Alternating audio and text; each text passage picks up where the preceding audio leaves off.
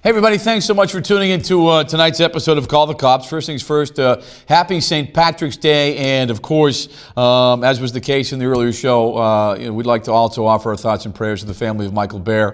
Get a chance to know Michael over the past couple of years doing the show here. We usually talk to each other in the changeover, and can't say enough about him. A great person, great community member, and again, we would just like to offer our thoughts and prayers to Michael and his family.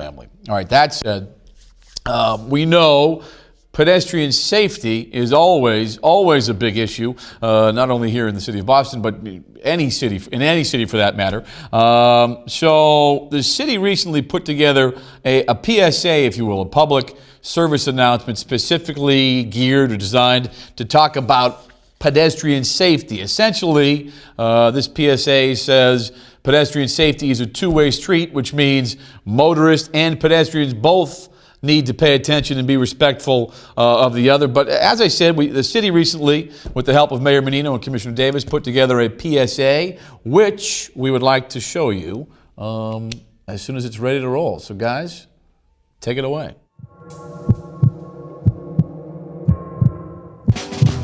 Last year in the city of Boston, 10 pedestrians were killed crossing city streets and close to 1,000 were injured. We see it all the time. When drivers text and talk, accidents happen. Injuries happen when pedestrians take chances. You got to pay attention when you're crossing the street. Keeping kids safe is my job. Safe driving is yours. Just remember Boston. Whether in a car Or in a crosswalk. Pedestrian safety is a two-way street. Bang, nice job. Quick, simple, to the point. Pedestrian safety, everybody. Two-way street. Warm weather is upon us. We live in one of the, I guess, most walkable or one of the best cities for walking. So please, whether you're in a car or in a crosswalk, pay attention and remember, pedestrian safety goes both ways. It is a two-way street. All right, as for tonight's show, another big show in store and one of my favorite, if not my favorite guests. I don't say that all the time, but it's true. Sergeant Phil Terenzi. Tonight, he's going by Phil O. Terenzi. Sorry about that. From the Boston Police Harbor Patrol is in the house. We get some video we'd like to take a look at. And this is my man right here. Yeah, this is Sergeant Phil Terenzi in action.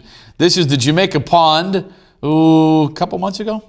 Yes, it was in beginning of February. We did some ice rescue training. All right. We have our guys out there practicing.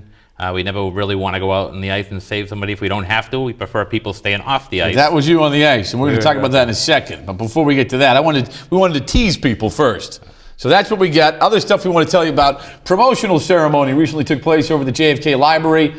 Congratulations, obviously, to all those new promotees, a number of captains, lieutenants, and sergeants. Of course, congratulations to all of them. Always nice to see folks get promoted, and the ceremony at the JFK Library was from what I understand, very, very, very nice. So again, congratulations to all the promotees. All right, I love this picture. I don't know if you saw it. It was in the Herald this past week, a couple days leading up to or heading into St. Patrick's Day.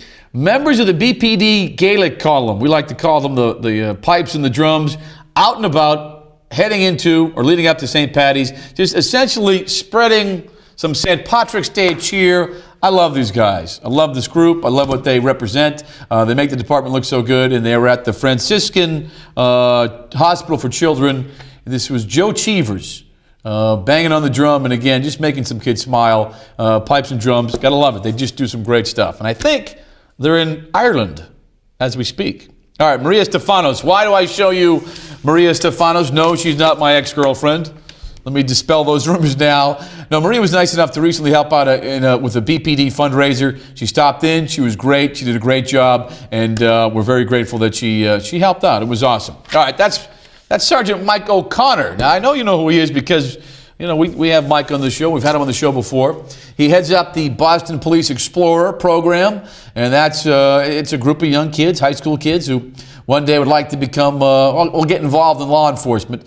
They recently stopped in at the K-9 unit, talked to the K-9 officers as well as their dogs, and I want to thank police officers Mike Calabro, that's Mike right there, with his dog, whose name I can't remember, but that's Mike Calabro, Officer Mike Saltamakia, Officer Andre Williams. These guys were great. They took the time to talk to the kids, and they put on a pretty cool demonstration, as you can see, with Mike's dog. Yeah, these guys here were paying attention. Hello. But Explorer program, doing some great stuff, and Mike O'Connor making it happen. All right, this was the scene, if you will, at the media room, or inside the media room at Boston Police Headquarters. Commissioner Davis on hand for a ceremony for the latent print units. On this particular day, they were awarded their full accreditation status.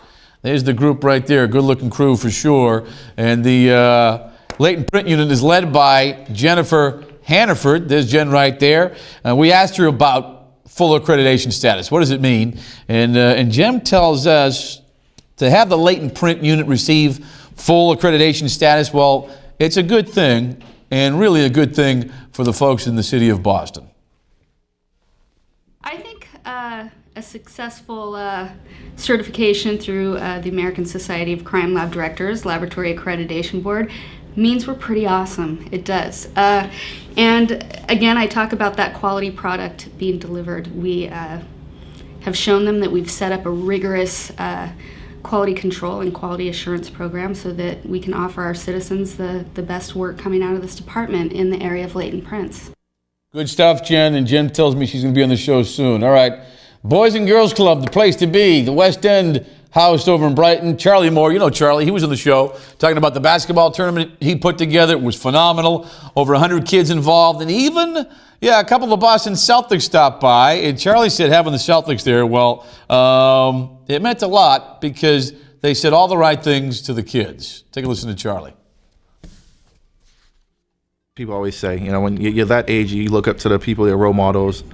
And I mean, that's, generally what you want to do. You want to be that person that's playing professional basketball. You want to be that person that's, playing for the Celtics. So to actually get a chance to see him and actually speak to him, and I think it was great. And like I said, I mean, the message that we sent to them, we tell kids all the time, what you should do, what you shouldn't do.